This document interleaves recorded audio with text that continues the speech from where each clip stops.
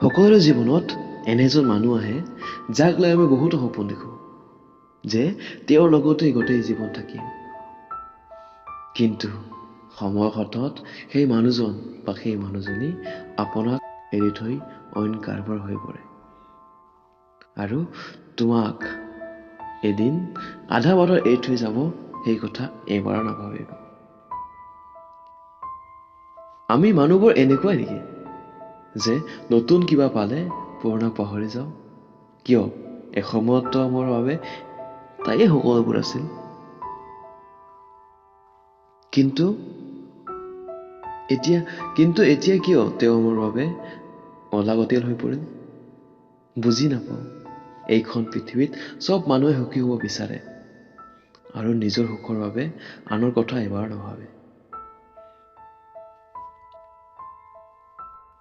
আজি নাজানো কিয় বা মোক বহুত দুখ লাগি আছে।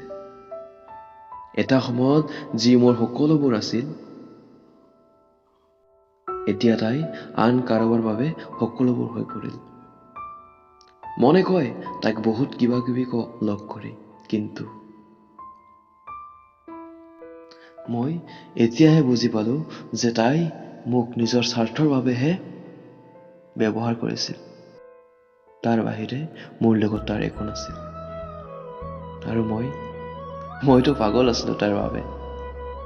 এই পৃথিৱীৰ সকলোবোৰ মানুহক পাহৰি মাথো তেওঁক মোৰ পৃথিৱী বুলি মানি লৈছিলো।